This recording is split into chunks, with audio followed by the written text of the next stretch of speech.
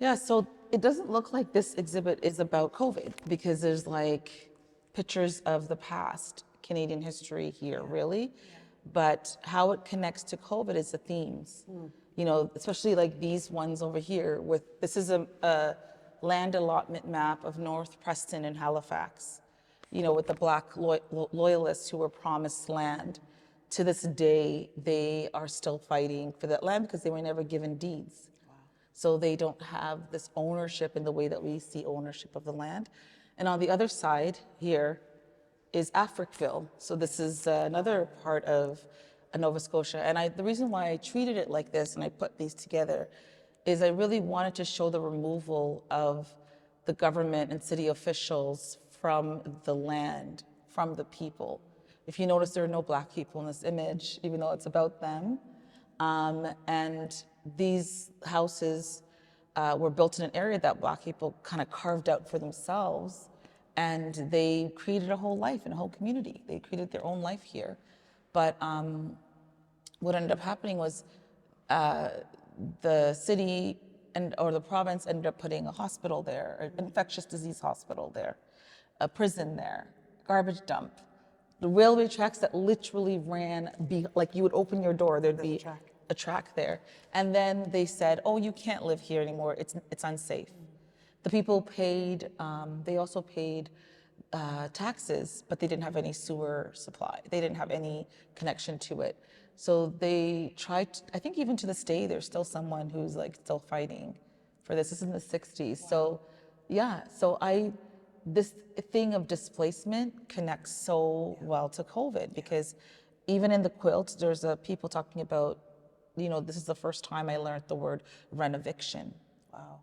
Because I had to leave Wow. where I was, you know, because all of a sudden the owner decided that I should leave so they could raise the rent. So this theme of displacement is a really big theme that I discovered through the interviews. The first time I saw people look at me in education was when I was in grade 6. It was at the end of grade 6. And our whole school decided to do this race with the entire school.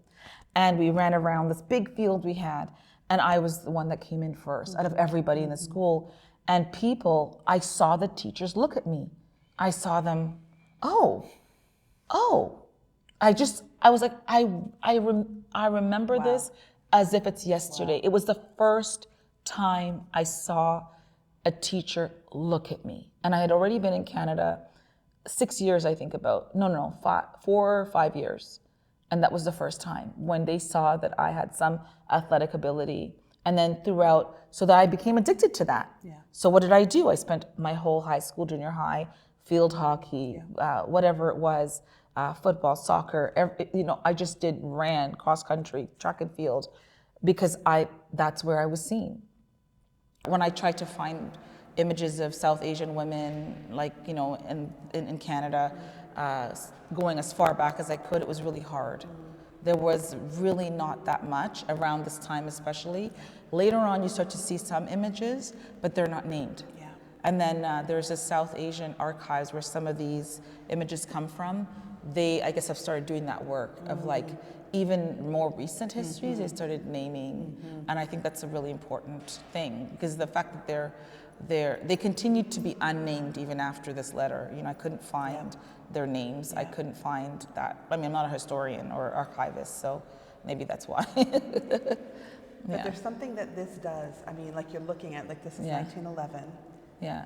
And in so many ways now, it's the exact same thing now. About, these are just the wives of whoever. So I'm just thinking about all the ways in which we've internalized so much of this. When I was thinking, okay, who would I invite, like, to have this conversation with me? Like, I have lots of friends that know my art practice really well. I have, people outside of academia that also know my art practice really well and know a little bit about my work. But it's like, I think I said this to you, which I don't know if you remember. Oh no, I think I wrote it on something where I was saying that you claim to not be an artist, but you seem to be able to understand me as an artist and to not just understand what I'm saying in the moment, but it's like, where am I going with this? And what could this be for me beyond what I'm even seeing? I think that's something that that I really value. That's really important to me. Like, and I've said this to you before about like, you know, you helped me see my reflection in this space. I've said that to you many times. It's infuriating in so many ways. Like, I think the way that we try to exceptionalize ourselves. Yes. That we try to pretend like it's not. Yeah. This one is the picture's hidden in the. Oh, wow. Right. Yeah. This is 1973, the Pride March in Toronto, and the reason why I am captivated by this image is because we think of pride and we think of like LGBTQ plus rights as being something that's modern, current. We don't see that this is 50 years, 52 years ago. Yeah. Right? And we're still here. Yeah. We're still here. Yeah. And the interview that it connects to is people talking about being in solidarity. Is it okay if I read it? Yeah. Please. Okay. People were using social media to connect, organize, and protest.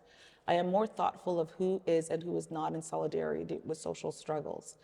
The initial hope I had at the beginning of the pandemic turned to disillusionment as I saw the devolving of collective responsibility that the public was willing to take. Much of my hope in the public has not recovered. I became more political and anti-capitalist. We lost so many community members, and yet the urgency is continually downplayed by media and government alike. And I think about how this connects to the AIDS pandemic too, and how that was also silenced and the urgency just wasn't there. That literally could have been written today. That is written today. Oh, that is written today. This is written today, but it's connected to this 52 years. I'm starting arting and crafting already. I love it. Because I got this idea. I don't know if you want to be a part of it. I'm almost thinking about okay, what were you like say their it? faces behind. Yes. Yeah. Oh my goodness. That's exactly what I was thinking too. That's wild. There's a part of me that is feeling like I want to know more stories. Like there are parts that feel like I have a little bit of a sense here and I have a little bit of a sense here. But the desire to weave that together, like with some thread or threads, and I don't want to do it on my own. There's a saying that that telling a story is called spinning a yarn, telling a yarn. Wow. And you know how I love like textiles and all of that. So I was like, what would that be like to print out the parts of the interviews from all the community partners and then knit them all together? Oh my gosh. Right? And then that to me is another like practice of opacity, because there are words you can see here, you can kind of get the gist, but people are not having to lay bare all of themselves for the sake of you knowing. Like, you know, my favorite, Alexis Pauline Gumps. You don't have to know all of me to love me, right? You know, like even these lines, like I think about how my family moved, you know, and on my dad's side, like the movement to Zanzibar was much more a matter of choice. Like this was, they were going to set up business, they were going to, you know, like an import-export business, they were going to raise a family there. Like there was much more choice, there was much more. My grandfather tried to start the Communist Party of Zanzibar. Wow. Like it was just, like they were very much involved in life there, and they were making life there. You know, like they were what didn't exist that they wanted, they were making life there. Yeah. And then I think about my mom's side, and my great grandparents now came from. We actually don't know the story, and this is why, like, I'm looking at these lines and like, I wonder if this means this. I wonder if this dotted line means this, because we don't actually know, and we don't actually know if there was a forceful, coerced bringing over, or if there was choice. And even if there was choice, was that made up choice? Real choice, or like, and in part because of pride. Like, we don't want to be known as the people who were coerced into leaving India and coming here. So there's all these pieces that like we just don't know, and there's so many stories about people changing names and casts and all kinds of things on the boat because they're going to a place where nobody knows them. That's right. Or very few people know them. And it's almost like a recreation of identity. Remaking of yourself. And so if what you're leaving is the vestiges of like caste and class, and if you're on the, you know, lower end of that rung, then, you know, this idea of remaking on a boat is interesting. I love that. I love that. So this is hand knitting paper, basically. And these are stories of multiple... Well, these are the stories of the women and gender diverse people who were part of the Creating Space project. So they shared their pandemic experiences and through interviews, but they were like arts-based, a lot of them. And so what I did was I took the transcripts and I cut them into strips and then wove them together to create this blanket, the Storywork blanket. And I love that there's parts of the blanket where there's more space. Yes. And parts that it's very dense. Well, that's because, you want to know why? Why? I had the crazy idea, I'm going to knit this with my hands. Okay. Oh, okay. I almost had a meltdown because it kept coming out. And so my mom, after I had my daughter went downstairs to my mom, she's like, I think Mom is having a nervous breakdown. So my mom came upstairs, she's like, why don't you get a stick? I'm like, that's true. So we used the sticks that are hanging. I used that, and that's what I knitted with. They were like knitting sticks. And, but I also liked that they were... I like it. That there's a little tightness here and a little, you know... But I love, like, even just seeing the words, you know, hard, paradise, eviction, Black woman, urgent, right? Legal. Yes. Already. I want to live, like... You know, it's kind of... Yeah. Yeah. Wow. Yeah, so my kids and my mom labored quite hard for this. And then we have the yarn that it comes from. I love that. Yeah, over I there. love that. I love this. So when I went to Zanzibar in 2017, I was fascinated by these doors. Yeah. And I learned that the doors are different. This is an Indian door. I think this is more of a Middle Eastern. And so I thought the door, you know, like the whole door of return thing would be a good place to start. I also was looking for images of Indo-Caribbean women. And then I found this showing I was trying to look up what these, I sent you the link to this by email, but look up what these dotted lines mean. I'm not 100% sure, but it's definitely showing the movement of people. And the reason why I printed it out, because it like reminds me this idea of borders and land and our interests, protecting Canadian, American, It's like this is us. If you did this for every single country, you would just see a scribble, right? But we don't talk about that. No. Wondering what it is about us as human beings what makes us comfortable with the state of affairs? What makes us okay with this? Because it is because we're okay with it that it keeps happening, right? So even, I don't mean to bring up the T word, but even Trump, listening to someone sort of defend him, an American defend him, like talking about, well, he's just looking out for America first. So it is this idea of we have these borders, and these borders are not just like, I don't mean just regional borders, but we have these borders around ourselves that justify us, you know, disregarding someone's freedom and liberty because it's protecting us, and how we don't see the two as interconnected. These stories are also talking to each other. Yes, they are, right? exactly. Like as you're moving, I love what you showed, like as you're moving, like they're physically... That's my favorite part. I just like love they're literally walking by it. touching each other, like they're literally touching. Yeah. And that's what's meant to happen.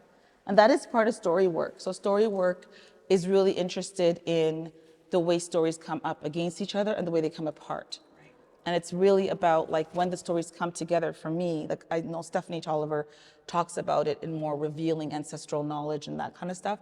But I look at when stories come together and apart, it is where you then can connect it to the larger historical and national narratives that have always been there, that don't go away. I'm imagining the people in these pictures. Yeah. And if they were here, Yeah. And they were watching like this much larger narrative being told of Canadian history and present. How that would feel to know, like, on the one hand, it is, you know, it is like there is disillusionment for sure, but then you're like, but I'm part of something that is much bigger. And there are these collective struggles that are, and it does, like, it makes me think about this mapping. Yeah. You know, that like the more that we can understand how different people's realities connect to ours, then the response to it becomes like a collective quilted response, you know, like it's no longer just me and my thread and my story and my piece of yarn. Now all of a sudden those stories and histories and presents are woven. And what does that, like, if we were to approach life as a quilt, you know, like, It's a textile. What would happen? Do you want to put the faces? Yeah, I kind of Did I cut them too short too? No, I don't think so. Okay, you can do that. This is acid free. Who really stood Oh no, I hope I didn't cut. It's okay. I tried not to cut. Was it this one? No. Oh, there's one more here. There's these. I think I cut them all. Oh, her. Her. Okay. Okay. Do you want me to cut this so that we could use this for something else, or Let's see if we can. or you can put it side by side with two windows? Oh, that's really wow. Say you're not an artist. I don't know why her face is really in hers. Look at hers. So that was also like this idea of the fear of of never feeling like someone else is in control. That's it. Of whether you stay or go, which is many of the women who we interviewed shared this experience. And my mom had this experience 40 something years ago. And there's still this fear, right? She still feels it? Not my mom, but I'm talking about the other women who currently today, right, still feel this fear, right? So, yeah. You know what I find so fascinating with this is that here, I too am looking at like what's happening with the house. And like I'm looking at the scene. But here, I'm like, it's almost like there's like an anger that's coming out. Yes. There's who are you to be looking? Yes. Feeling. There's like, what is going on in your head, and how are you seeing this in a way that I know is terrible? Should you even be there? Should you even be there? Like, that's the thing, like, we're moving. Who invited you into this space? Like, you're in somebody's backyard with a plan, with a survey, a plan of how you're going to destroy it. In some ways, it does connect to lineage. And I really want my connections to lineage to be ones that I choose and not ones that are imposed. But sometimes that line is a little hard to... Because it feels like you're letting go of, or you're like losing, or there's something in that. Like, I think about how my grandmothers struggled in life, you know, the way that they labored, whether for the family or for extended family or or in the field or whatever it might be. And like, that's in me. Like, the capacity to labor that way is in me. Toni Morrison talks about like history and memory, and she's like, history can be deceptive because people assume, oh, this is a historical record, it means it's complete. And historical records are not complete. But we have this idea that they are because it's written down, it's documented, it's in text, it's in these books, it's in the archives, it's whatever. But she's like, memory fills in these spaces that are left by these historical records. To think about how our life trajectories change depending on who sees us. And Right. Yeah, I know. I don't know why I keep playing with like Kajal, like, you know. Oh yeah. I don't know. I don't know. Like I drew an eye around gaze and invisibility, and then there's something about, I don't know. Like, I mean, I know that it's meant as like a you know, like a beautiful. Is it meant as protection too, or no? I kind of feel like it is. Yeah. Like, I feel like there's something in it that I know I feel different. Like, I walk differently in the world when I have. Really? When I have, What is it made from? I don't know much about it. Like the original part of it is made from like soot, like a fire. Oh, really? But this is all like cosmetic different. Nonsense. Okay. But like, I'm just thinking about like what it does. Well, I was gonna wear makeup and I decided no. I don't know. Lately, I've been more and more like, I'm wearing lipstick and I'm wearing mascara. But in terms of like covering like foundation and all that, I don't know. I just feel like, and even I brought shoes to change into. And somebody had asked me about this. Is it because you're getting older and you're changing? And I said, I think there's a comfort level that comes with age. Like there's something that it gives you, a freedom as a woman, because people aren't looking at you as much anymore. And at first you resent that, people aren't looking at you, and then later you embrace it because you realize, oh, I don't have to worry about what people think of me. I can do whatever the hell I want, you know? Yeah. So I think, do you want? It is a form of, it's like, sounds like putting on a pair of high heels, or it's like Oh, it's like a okay. power suit. It's like a, Okay. for me, I It don't know. elevates you. Yeah, like Yeah. it does something to my. Yeah. It's like I see me, Yeah. which I hate. Like I hate that there's something Why? Well, I don't see why that's a negative thing. like it's. I hate that I can't see me without it. Really? Yeah. Like. I can, but it's different. It's a different kind of seeing. That letter from 1911, where an immigration officer was basically warning Canadian society about the coming of, was it five Hindu, as they called them, which they were not Hindu, but I guess that was the word they used, women who were coming to Canada in 1911. And I love this line: the coming of their women is the occasion of a certain amount of apprehension here and will doubtless lead to trouble. I love having this letter here front and center, because this is the rhetoric that we're still 100 and how many years later, 40 years later, this rhetoric is still here. Like just yesterday with Trump's speech. Yes, Same rhetoric. right. It's still here, and it's here in Canada too. Oh, of course.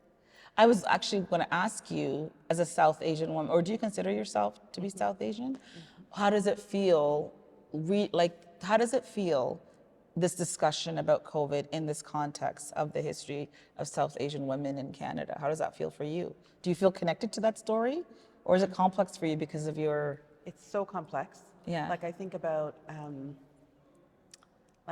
even within South Asian, which women are more disposable than others, which people are more disposable than others. I think about how we do that to each other. Yeah. Like how we've taken the gaze of disposability, worth, all these things, and we've done that. Like we've literally inherited and embodied white supremacy to such a degree that we literally turn on each other and do that. And this desire to want to be different, to want to be exceptional, to want to be better, and then to hide all of that with desires to be innocent and all, like it regardless of where we are in the world, that pattern literally just repeats itself. Like I remember when I was in India, and there it's very much about class and caste. Yeah. Those are where the big power dynamic. And I'm looking at what's happening, and I'm looking at the ways in which, people who are poorer are being like beaten by the police, and I think about that in relation to here, and it's like this need for us as humans to like level each other and put ourselves in some kind above of each other. like the very need to do that is such a warped thing that power systems do to us. And it's like the only way that we know to be well and survive is to create the ladder and climb it fast. Yeah. It's like for so many of us, that's our only option. And so I look at this, and I mean, a part of me is like not surprised. Yeah. A part of me is, I'm like, you're damn straight, it's going to lead to some trouble. And there is this, it's also like the 5 women alleged to be the wives of Hindus. Are they really? Are they really? So it's like the questioning of their who they are and their value, and all they are is simply the wives of these Hindus.